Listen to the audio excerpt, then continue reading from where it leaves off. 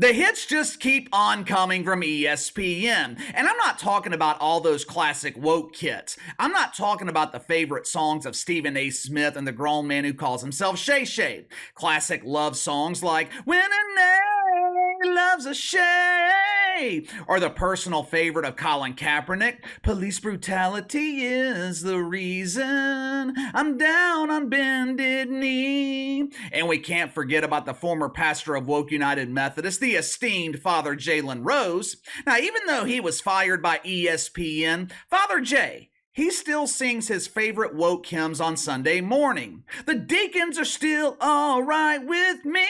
Woke deacons are still all right. Oh, yeah.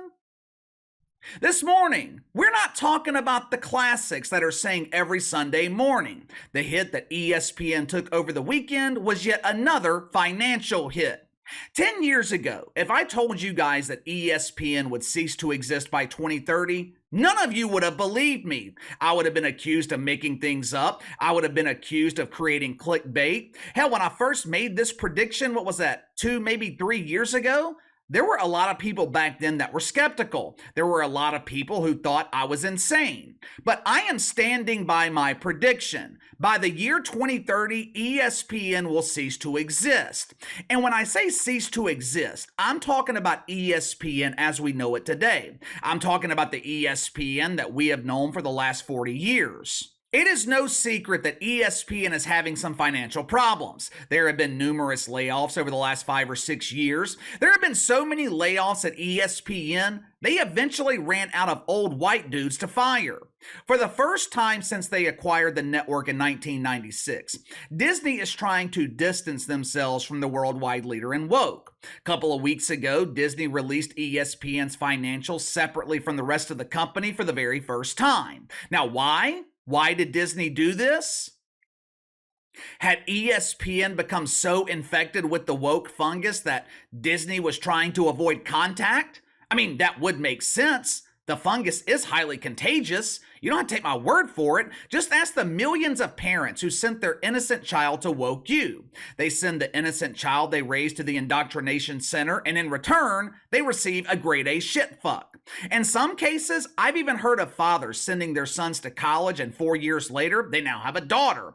Hell, in one of the more extreme cases, a dad sent his son off to college. Kid came back home identifying as Garfield, demanding that all the toilets in the house be replaced with litter boxes.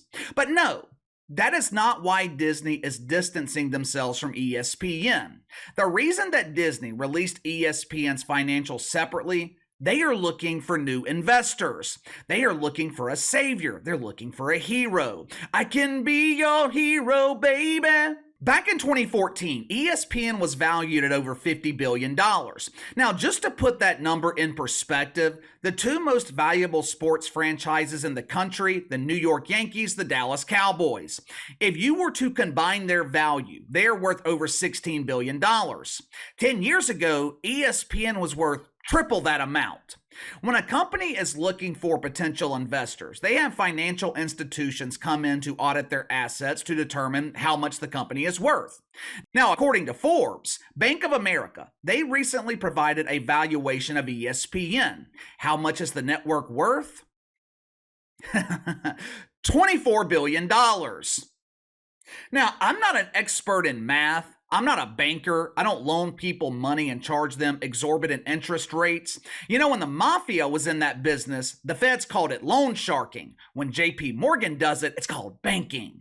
But it seems to me that ESPN has lost over 50% of their value in less than 10 years.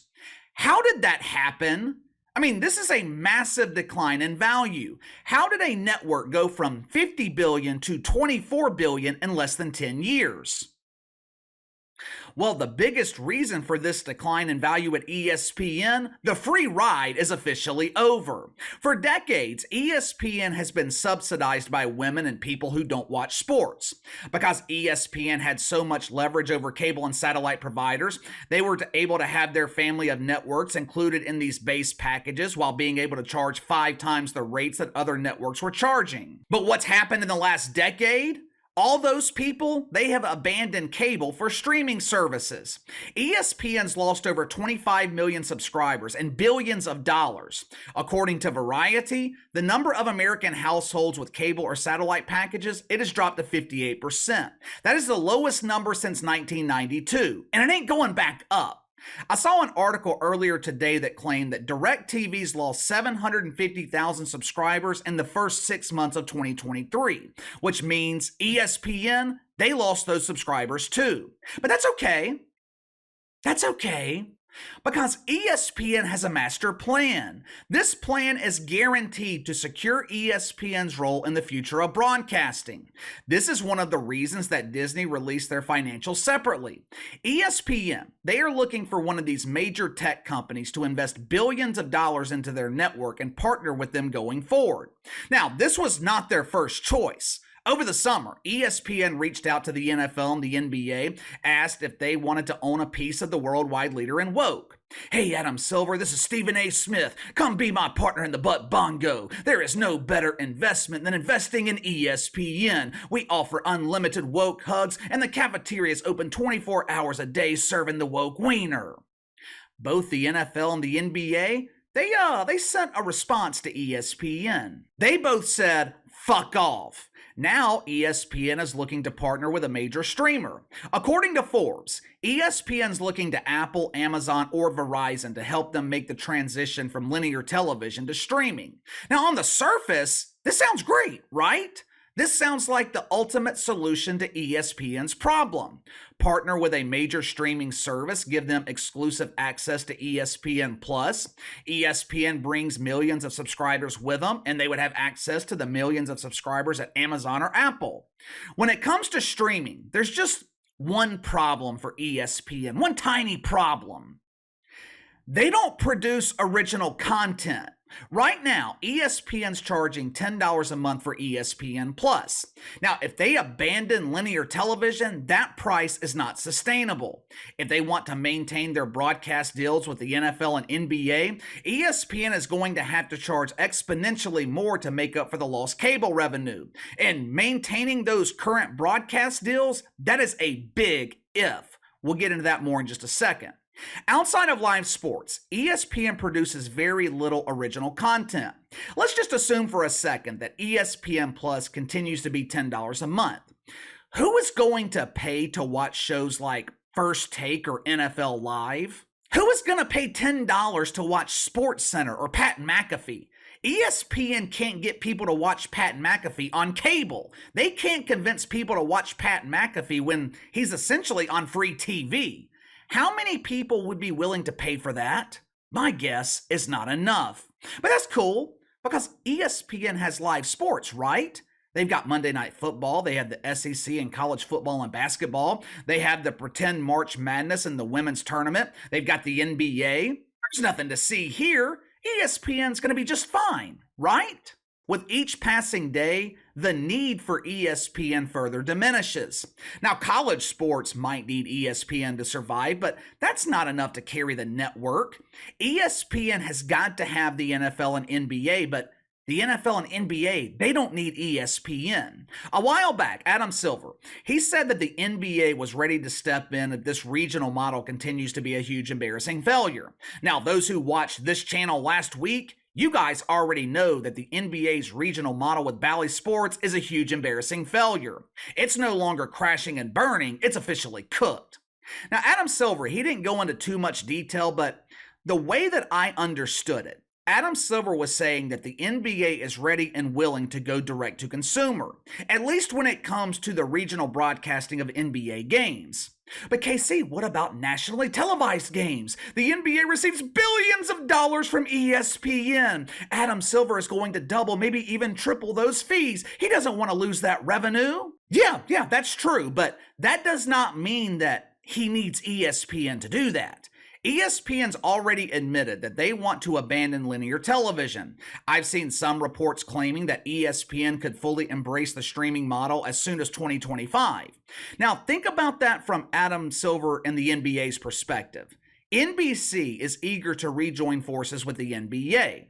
Now, who would give the NBA the largest platform? Who would give the NBA the biggest potential audience? An unproven streaming model with ESPN or broadcast television with NBC? This is why I'm starting to wonder if there is some hesitancy with these major streaming services when it comes to investing and partnering with ESPN. Look, I don't know shit about fuck when it comes to major corporations investing in each other, but from my novice perspective, there's just too many variables here. There's too many unknowns to safely invest billions of dollars in a network that is actively failing.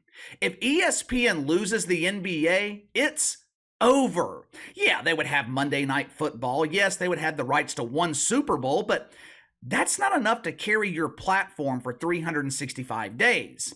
The NBA is the only thing that is keeping ESPN alive. If you don't believe me, go watch the network. The vast majority of the content that ESPN produces, it is centered around the NBA.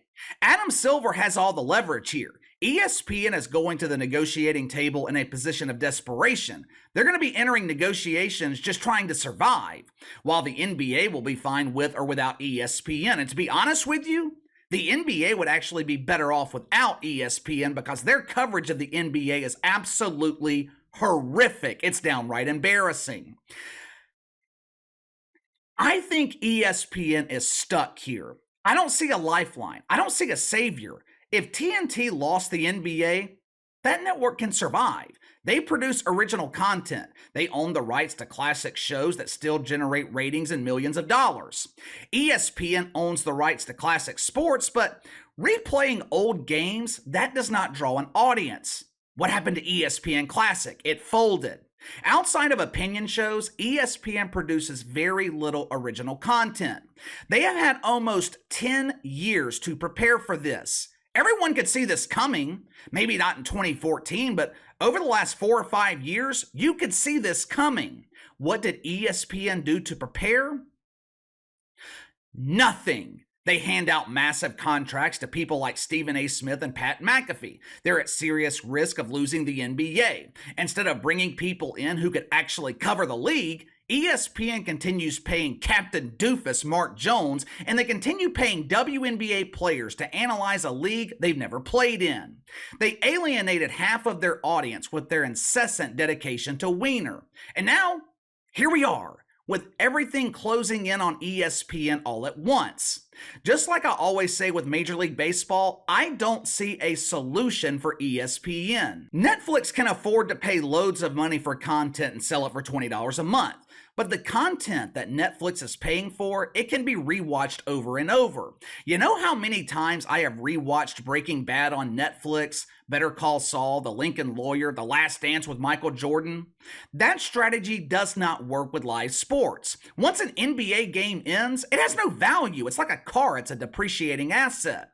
Before the game starts, let's say it's worth, I don't know, hundreds of thousands, maybe millions of dollars. When that game ends, it's worthless. And look, the value that ESPN provides their on-air talent, it continues to diminish too. You no longer need their platform to build a sizable audience. You can do it yourself without having to deal with the constraints of corporate media. I don't know how ESPN survives here. They're dealing with major problems from all fronts, and it just doesn't seem like there's any real solutions. Maybe you see something I don't. I think ESPN's finished by 2030, but you tell me, how does ESPN survive? The value they are providing to the marketplace, it just continues to decline. I think we are approaching an era where ESPN is just no longer needed, but maybe you know something I don't. You give me the solution here. How does ESPN survive? Let me know. Sound off in the comments below. Like, subscribe, share the video. I appreciate your support. Best way to contact me is by email at btlkc84@gmail.com, KC_BTL84 on Twitter. I'll see you guys later.